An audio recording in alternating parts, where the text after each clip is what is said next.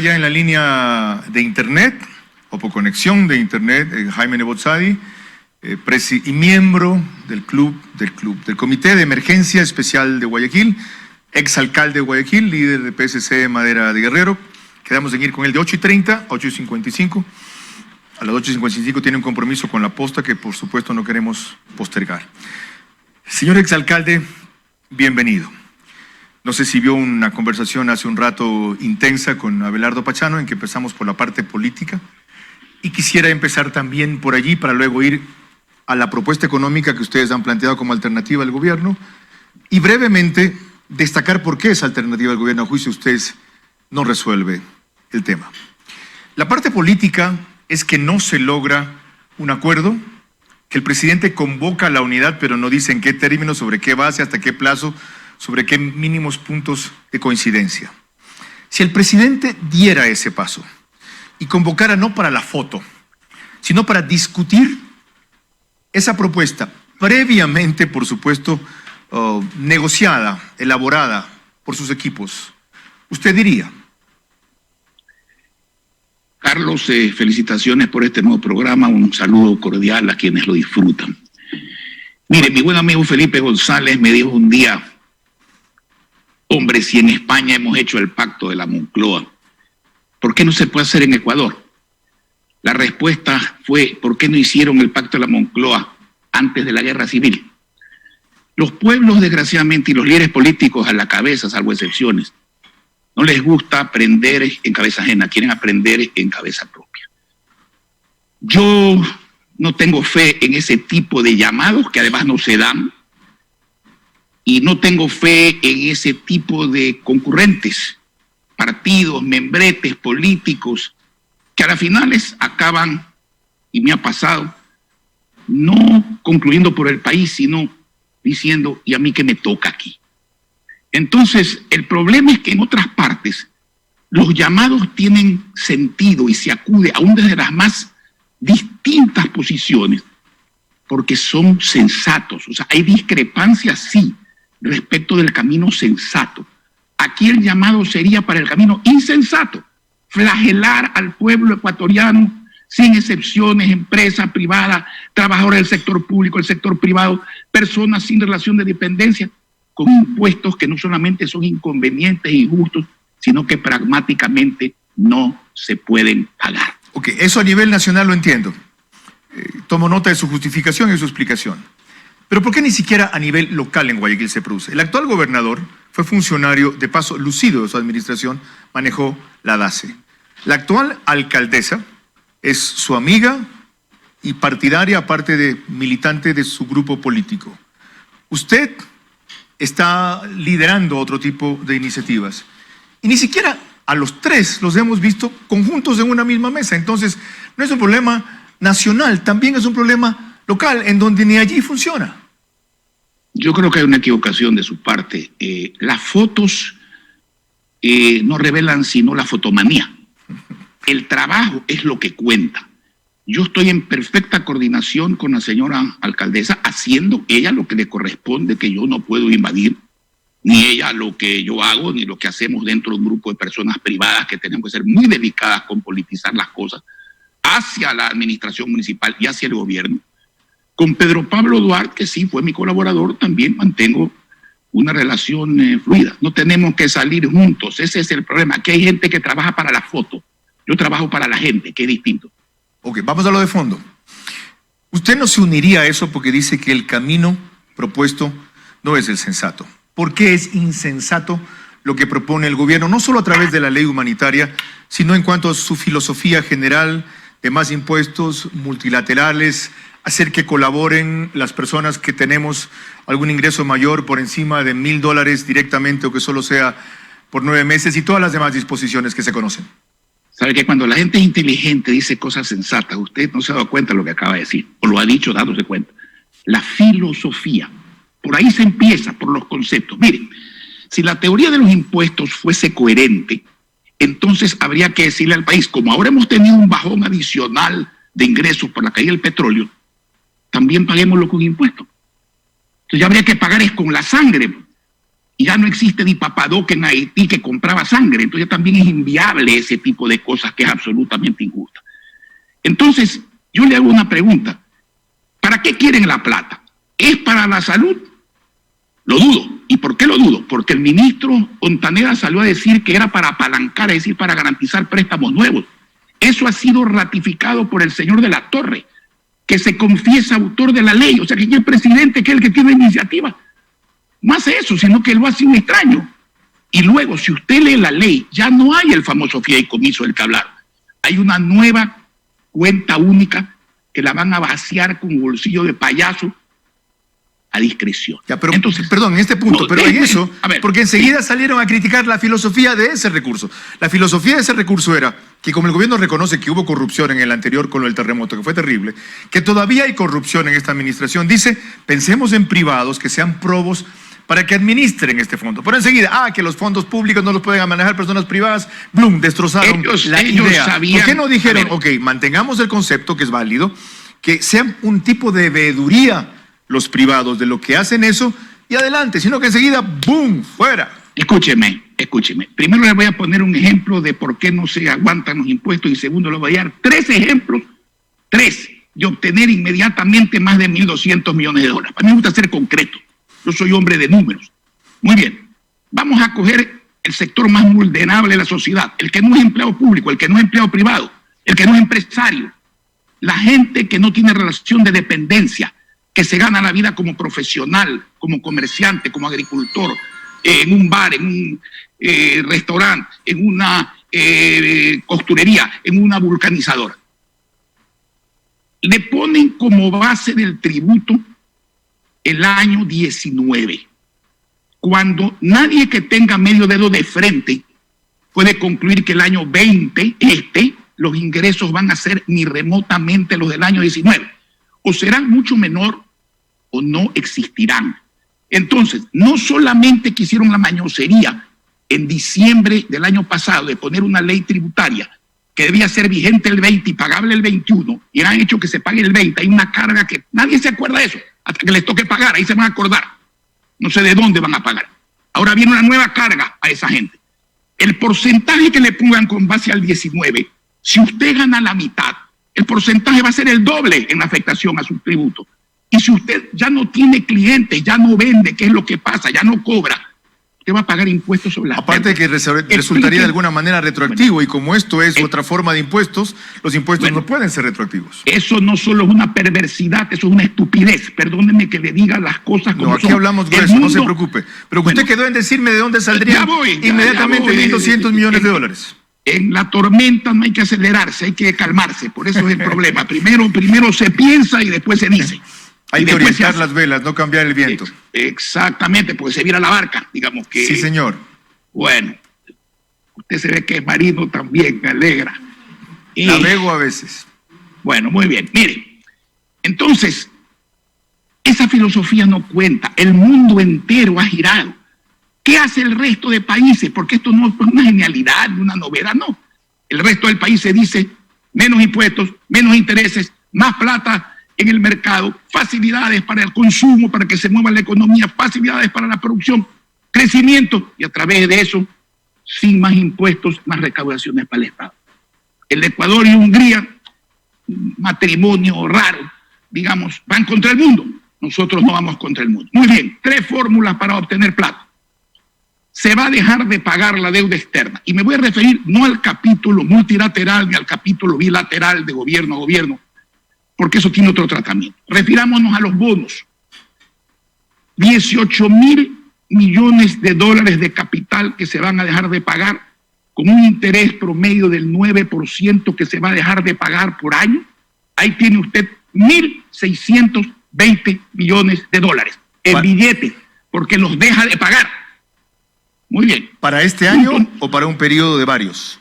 No, para cada año. Para cada año, ok. El 9% de 18.000 millones por año son 1.620 millones de dólares por año. Entonces salió más de lo que proyectaba, 1.620 para este año, bueno, siga. Le dije 3, vamos con la segunda, ¿ya? ¿no es cierto? Muy bien. Si usted tiene 10 empleados y uno no es eficiente y necesario, ¿a usted le parece justo bajarle el sueldo a los 9 eficientes y necesarios para pagar al pipón? A mí no me parece justo. Lo lógico es mantenga el sueldo al que trabaja y dígale hasta luego al pipón. Y no se trata de irrespetar a la burocracia real, constante, que está bajo la ley civil de carrera administrativa o que está bajo contrato. No. A todos estos que han llegado al final, a los amigos de los gobiernos, tome usted, los que tienen un contrato que se vence en mayo, en junio, en julio, usted simplemente no hace la renovación, no está despidiendo a nadie porque el término del contrato ha vencido. ¿Cuánto no generaría eso? ¿Tiene una estimación? Ya, sí tengo exacto, no la estimación. Un exacto. Yo estimo a las personas, los números no se estiman, se calculan. Su cálculo, entonces, ok. Muy bien, no mi cálculo, es de las matemáticas. Le recuerdo el dato de hace 2 años. Eran 38,000 los que estaban en esa posibilidad. Vamos, y cuando el presidente... Pues un ratito también, esta es mi entrevista, ya, no su programa. ¿Ya? Sí, cuando bien, el presidente pudo haber hecho eso, ¿sabe lo que dijo al final del año? Dijo, qué pena. Lo que vamos a hacer es, en vez de los $2,300 mensuales, que era más o menos el promedio de contratos, le vamos a pagar 1,100 y los mantuvo. Eso le hubiera liberado al gobierno más o menos 800 millones de dólares a 900 millones de dólares en el año. Es decir, casi el 10% de la nómina que en esa época estaba por 9,000 millones de dólares. ¿Su cálculo de este recurso ahora es mayor? Bueno, usted me pregunta a mí lo que debe preguntarle al presidente. Entonces yo le voy a responder lo que me ha preguntado a mí. Ahí hay respeto a la burocracia. Esto es muy importante. Hay justicia. No hay indemnización. Cuando usted termina un contrato por vencimiento del plazo, no hay indemnización, no hay gasto adicional. Tome 10,000 empleados. Vamos a hacer un análisis simplemente. 10,000 empleados. Que con toda la carga social ganen $1,500 al mes. Y ganan bastante más en el sector público, ese tipo de empleados. Multiplique eso, son 15 millones mensuales. Por 12 son 180 millones al año. Quiere hacerlo por 20,000, son 360 millones al año. Permanentes de ahorro, permanentes. Eso significa que usted puede con ese dinero, caucionándolo, apalancar mucho más de 1,200 millones de dólares. ¿No entendemos? Tercer punto. ¿Sabe qué? No, antes de eso, déjeme seguir sumando. A ver. Entre la primera cifra, 1,620 millones de dólares, que se liberarían, y la siguiente, un cálculo de 360 millones de dólares por año, que es conservador, vamos ya en 1,980 millones de dólares. Siga. Muy bien. La banca, las instituciones financieras dicen que tienen 12,000 millones de dólares de crédito nuevo disponible. Usted lo ha leído varias veces, ¿no? Sí. Ok, muy bien. Entonces, ¿no pueden hacer una operación de 1,200 millones de dólares con el gobierno? Del 10% de lo que tienen disponible. Y déjeme decirle, el gobierno es mal pagador. Los bonos que emite son basura, técnicamente hablando. Cuando los quieren cobrar, entonces son oro, ¿no? Y ya lo pagaron a la par, digamos, el otro día y no han recibido nada a cambio, nada a cambio. Como dijeron que iban a recibir y como mintieron diciendo que no habían pagado los intereses y también pagaron los intereses, no solo el capital. Muy bien. Emita el gobierno algo que sí vale: certificados de crédito tributario de uso ilimitado. Es decir, que el que los adquiere puede pagar al vencimiento de esa obligación cualquier cosa con el gobierno, cualquier cosa con el SRI, cualquier cosa puede pagar. Eso es billete. Entonces, muy bien, emítalos a 6 años plazo. A 6 años plazo. Con eso la banca está segura. Ese papel vale su valor nominal a la par. Incluso se puede descontar porque tendrá que tener intereses dependiendo del monto y del plazo. Y eso se hace billete. Okay. Le tengo una mala noticia. Tengo una mala noticia. ¿Usted conoce a Abelardo Pachano? Sí, claro. Ya, fíjese, sin haber hablado con usted, yo le hice el mismo planteamiento hace un rato.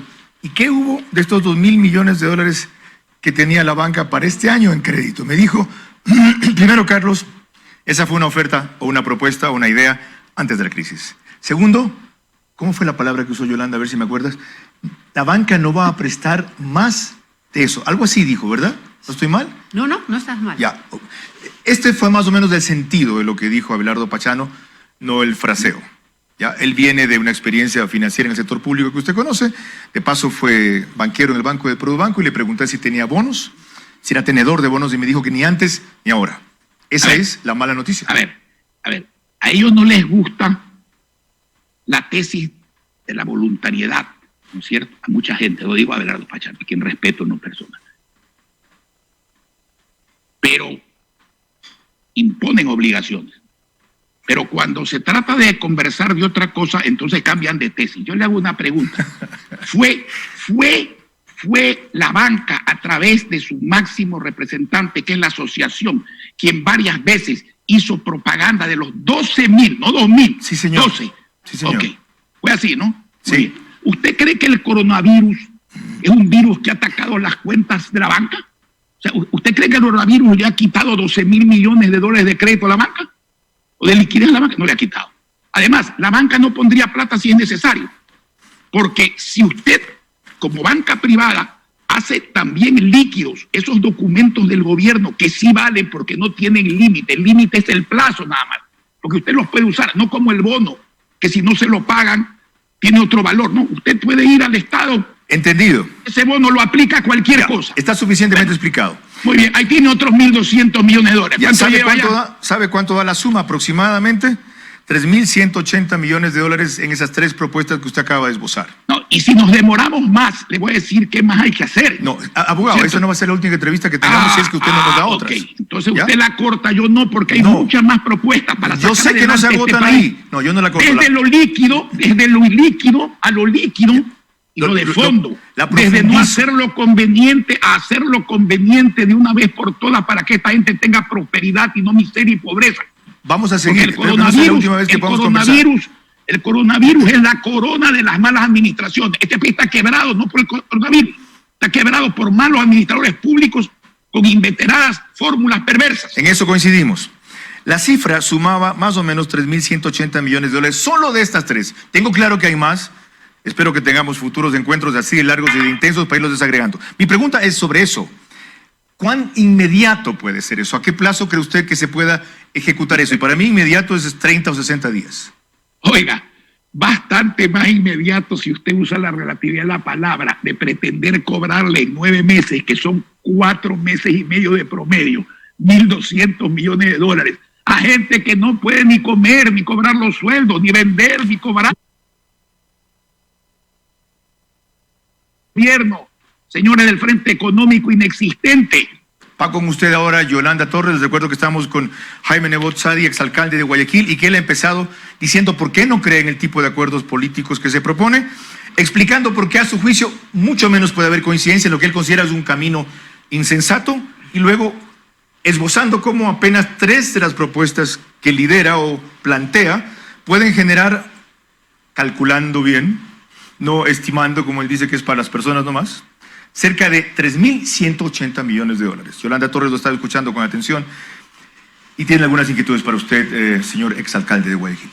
Sí, abogado, Yolanda, muchísimas gracias, un gusto estar con usted. Usted acaba de decir algo que yo he venido ratificando todos estos días, no porque sea simplemente una idea mía, sino porque recojo el sentir de la población con respecto al pago de la deuda externa.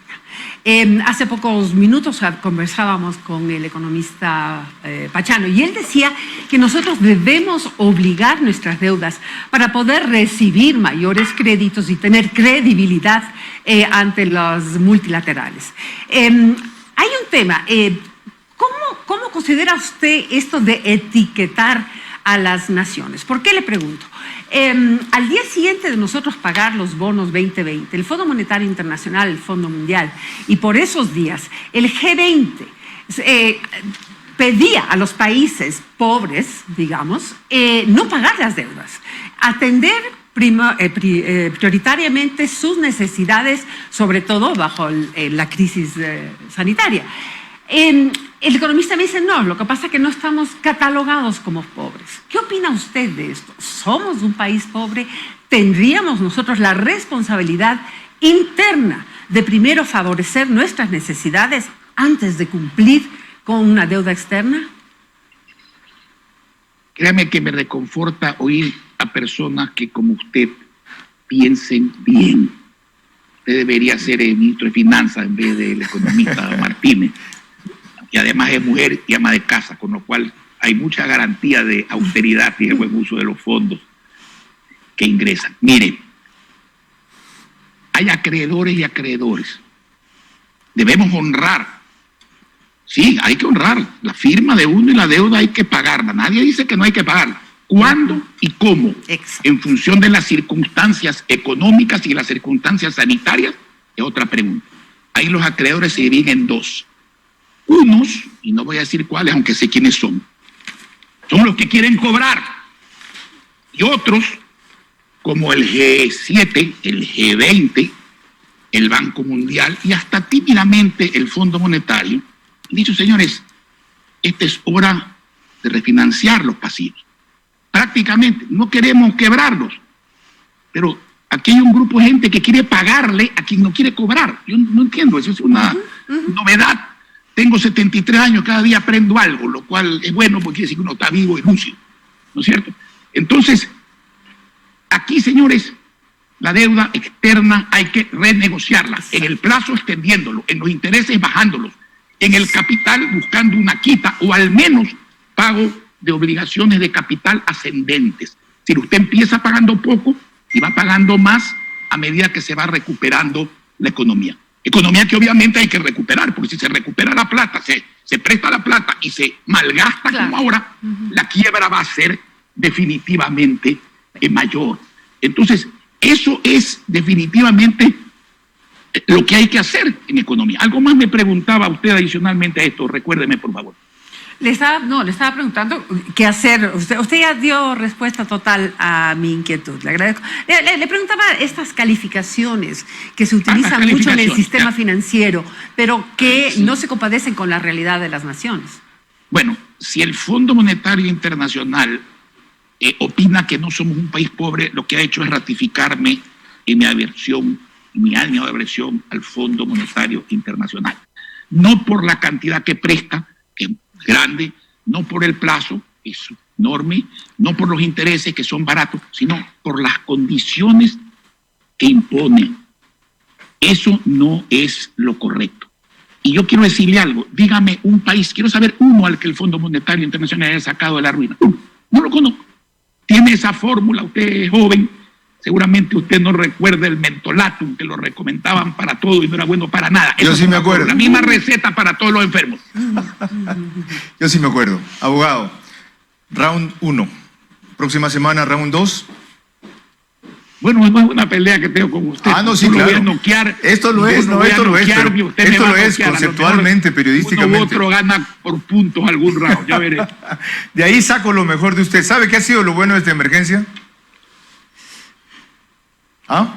Para mí que cambió el orden mundial, que la gente se dio cuenta que no se podía seguir haciendo ni administrativa, ni política, ni económica, ni financiera, ni socialmente lo mismo. Ciertamente, pero yo pensaba en mi invitado. El mundo cambia siempre para bien después de grandes tragedias, las guerras mundiales y la epidemia sanitaria. También es verdad, pero yo pensaba cuando le hice esa pregunta en mi invitado.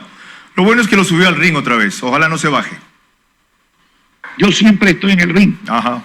Ok, un abrazo. Bueno, buenos días. Jaime Nebot Sadi, exalcalde de Guayaquil.